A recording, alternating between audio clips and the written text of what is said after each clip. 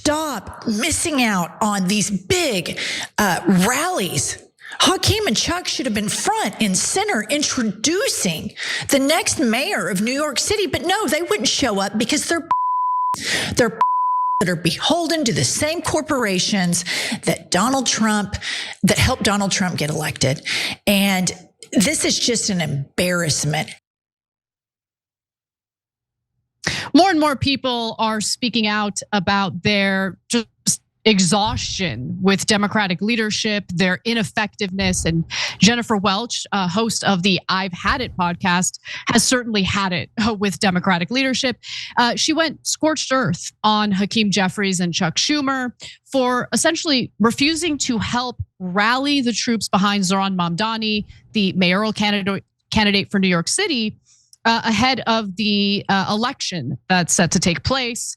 Now, he does appear poised to win nonetheless, but they were nowhere to be found at the 13,000 person Mamdani rally in New York last week, which did feature Representative Alexandria Ocasio-Cortez and Bernie Sanders. Now, Hakeem Jeffries proved her point yet again just last night. The minority leader finally offered a tepid endorsement of Mamdani last week, which Schumer still has yet to do, by the way. But when asked last night why he decided to endorse now as opposed to earlier, Jeffries made sure to distance himself as much as possible from Zohran Mamdani, which seems like it's kind of a half-assed endorsement, but nonetheless, let's take a look. Well, Zohran is a Democratic nominee, and there's alignment as it relates to the affordability crisis and the need to decisively deal with it. And of course, there's alignment around the existential threat that Donald Trump will bring to the city of New York. That said, I will continue to take positions that are important to the people that I'm privileged to represent in Brooklyn on racial justice, on social justice, on economic justice, and of course on foreign policy, particularly as it relates to the Middle East, which has been an issue of great interest to people, particularly over the last 2 years. I will always support Israel's right to exist as a Jewish and democratic state, an eternal homeland for the Jewish people. So House Minority Leader Hakeem Jeffries more concerned about a foreign country as opposed to our own country. And that is the reason why he has decided to distance himself from Zohran Mamdani following his tepid endorsement. Cenk. Yeah, so God, it was cathartic to listen to Jennifer Welch say honestly what we've been saying on this show for 23 years straight. And we were piled on and hated and attacked for saying things that we thought were super obvious, but apparently they weren't obvious to a lot of people. And guys, that's why I get so mad at mainstream media. I mean, chapter 5 of my book, Justice Coming, is all about how corporate media is the most powerful weapon that corporate rule has, because it brainwashes everybody into thinking, no, everything's fine. These Democrats who are doing nothing for you are amazing. You guys should always listen to them and let them anoint your leaders, because they're such geniuses. And you guys remember, a lot of you that have been around for a long time with us, all the talk of how Nancy Pelosi was a master legislator and how I'd make fun of it. And Paul Krugman attacked me. Other mainstream media reporters said, how dare you? Nancy Pelosi's the greatest legislator. I was like, okay, but so what did she pass? Obamacare, when they had a super majority. And that's it in like 200 years of legislating. And the Lilly Ledbetter Act, right? So, but the reason why people didn't see it back then is because, unfortunately, I mean, it's fortunate for us, we're in media, I guess, but it's unfortunate for the country because the media is everything. And before, when we had mainstream media, which is a factory of lies, they would tell you that all the corporate Democrats, but also the corporate Republicans, were amazing. And the greatest thing of all was when they had bipartisan agreement. And oh my God, what did they agree on? War. War is beautiful. Of course we should do more war. What else did they agree on? Giving tax cuts for the rich. What beautiful bipartisan agreement. The whole thing has been a trick from day one. So now that mainstream media has lost its power, then people like Jennifer Welch was waking up and going, wait a minute, what the hell have these Democratic leaders ever done for us? And they said they were such geniuses. They had it all figured out. Hillary was definitely gonna beat Trump. Trump had no chance. Kamala was definitely gonna beat Trump. But it turns out, no, they didn't know what they were doing all along. That's right. So this great awakening is happening. So now I've had a podcast, like one of my favorites, They're the ones who took on Cory Booker too. I mean, she's taken on AIPAC. I mean, this stuff was unimaginable before. And these are people that, look, I don't know their history and I would love to learn it, but it feels like that show is filled with folks who previously would have voted for Hillary in a primary, Joe Biden in a primary, and now have realized we've been took. And it's a beautiful thing to see. Not because of who was right or wrong, but because they've come to the correct position. They're awake now. Now we could all join forces together and actually pick a candidate that we love. So in terms of Hakeem Jeffries, or as Charlemagne the God called him, AIPAC Shakur, which is such a great nickname for him. He's like, oh, I guess all my voters want Mamdani. God, let them, all right. I tried, donors. I'm sorry, donors. I'm so sorry. Okay, fine, I'll endorse Mamdani. But hey, everybody remember, I timed it. He spent like 60% of the time talking about how much he loved Israel as he was endorsing Mamdani. So he's like, but remember, oh my God, Israel's like the greatest country in the world, and we should always serve Israel. Israel's so great. I'm like, all right, dude, we got it. We know, man. Please stop embarrassing yourself.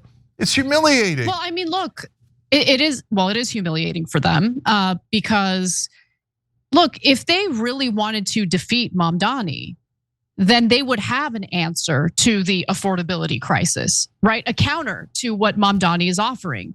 But they were so busy, like firmly affixed inside the ass of Israel, that they didn't even give themselves an opportunity to address or consider how they would address the affordability crisis in New York City differently, right? What are the counter options here? And honestly, Andrew Cuomo had nothing, absolutely nothing.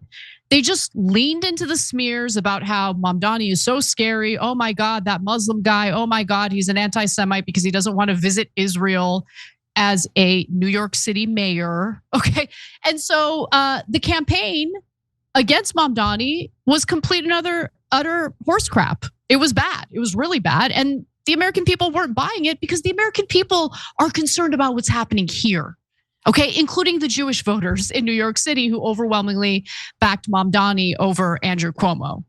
So look, you and I have very briefly kind of gone over some of the policies with Mamdani that we think might actually hurt him. You've talked a little bit about rent control.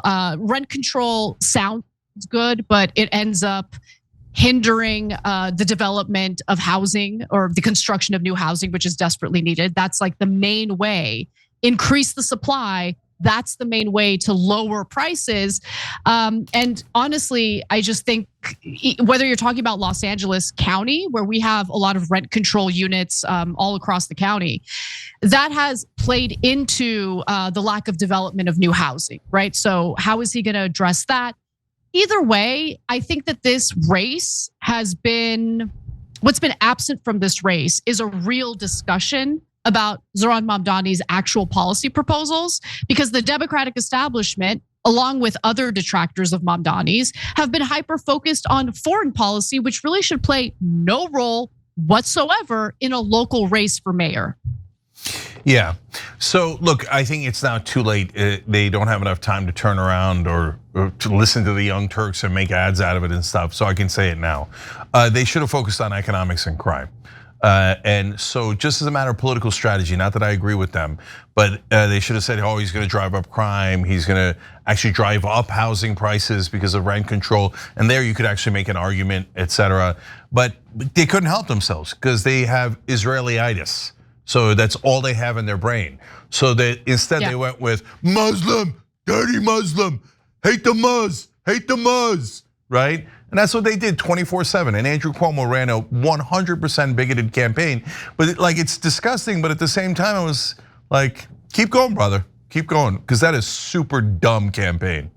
So just saying, oh, remember Jews in New York, you're as racist as I am, right? He's a no good Muz.